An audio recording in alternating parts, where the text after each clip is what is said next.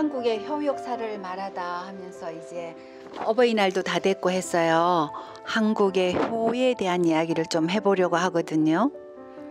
우리가 효의 사전적 의미는 어버이를 잘 섬기는 일이다 이렇게 되어 있지만 우리나라에서 효의 중요성은 정통적으로 가족관계로부터 그리고 사회 그리고 국가적 차원에까지 널리 인식되어서 우리들의 간섭 속에 특별히 반영되어 왔다 이렇게 볼 수 있어요.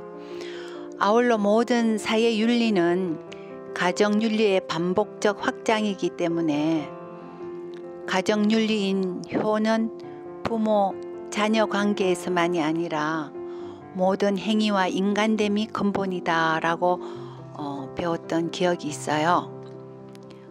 우리나라에서의 효사상은요, 이미 고구려의 태학이나 신라의 국학에서 교육하였고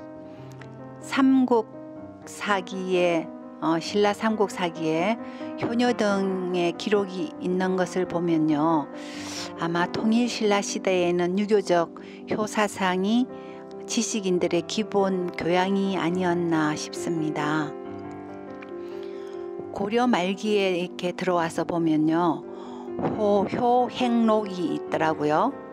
조선시대 세종의 삼강행실도의 효행담을 집대성하여 현재의 이런 것이다 라고 보면 되겠어요. 한국의 효에 가는 역사는 한국의 건립 이념에서 홍익인간이라는 개념이 한국 건국 이념이 되었다 하더라고요. 1949년 대한민국 정부 수립 이후 민주헌법의 바탕을 둔 교육법의 기본 정신이 되어서 교육법 제1조에는 교육은 홍익인간의 이념 아래 모든 국민으로 하여금 인격을 완성하고 자주적 생활 능력과 공민으로서의 자질을 구유하게 하여 민주국가 발전에 봉사하며 인류 공영의 이상 실현에 기여함을 목적이라 한다라고 규정이 되어 있더라고요.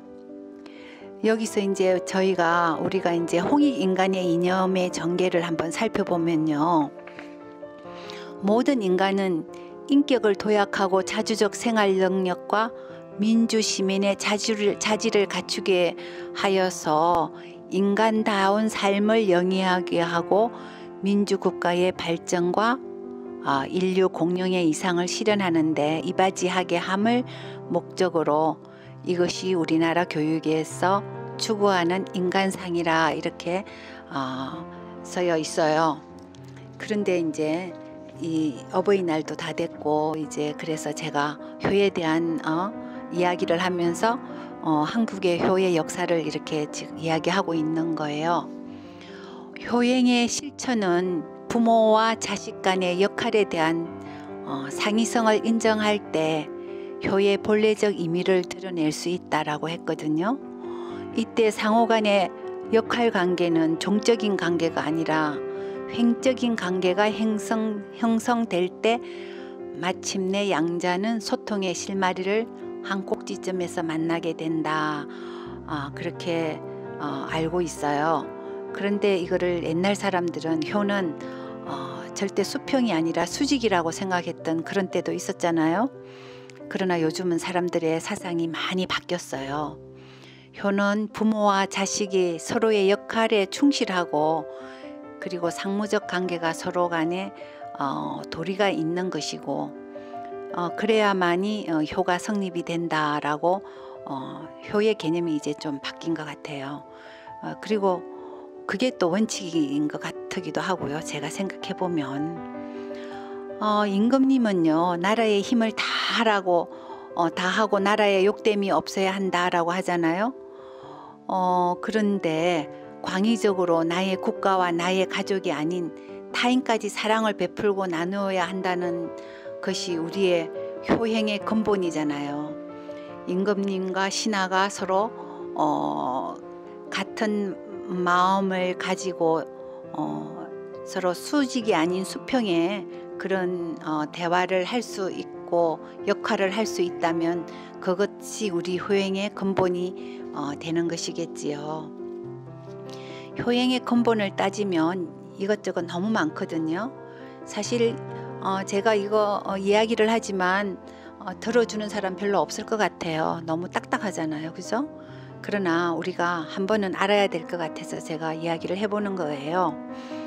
효행의 근본인 효사상을 세계화하는 어떤 그런 발원지로서의 면모를 세계에 유감없이 보여주는 장면이 있었던 거 여러분 한번 기억해 보세요.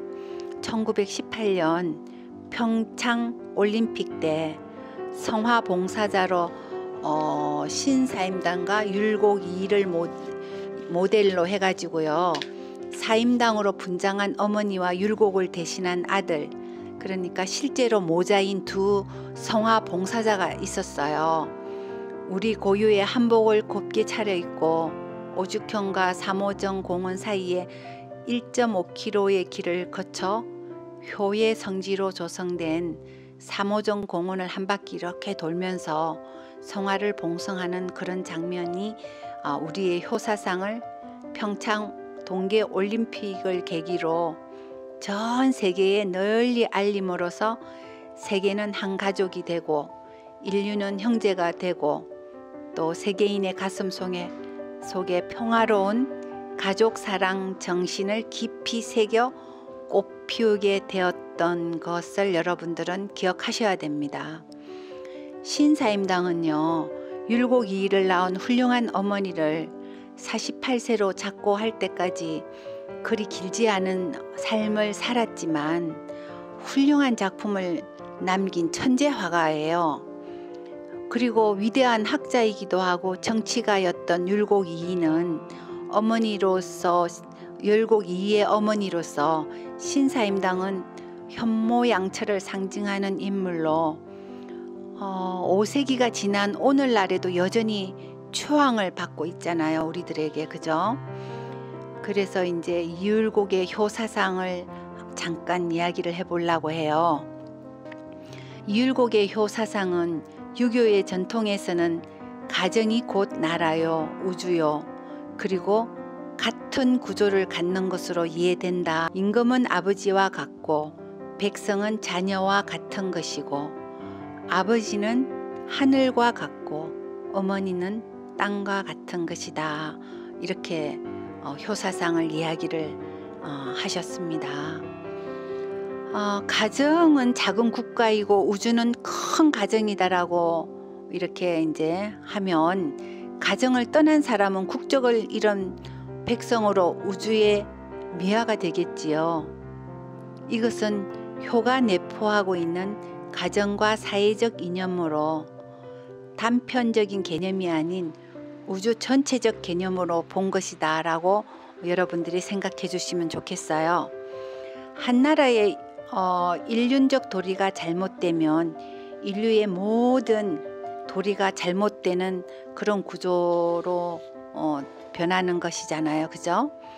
이제 너무 많은 말을 한 것 같아요. 효사상에 대해서 더 많은 이야기를 하고 싶지만 제가 여기 20세기의 역사의 거장 아놀드 토인비 그분의 이야기를 잠깐만 하고 끝내겠어요. 아놀드 토인비 역사의 연구라는 책을 보면요. 인류 역사는 도전과 응전의 역사이다. 그리고 세계를 위해 가장 필요한 것은 한국의 효사상이다 라고 적혀 있어요. 21세기에는 한국의 효사상과 홍익인간 정신이 세계를 지배할 것이다. 그렇게 말씀하시면서 86세 죽기 직전에 눈물을 흘리며 예고를 했었다고 합니다.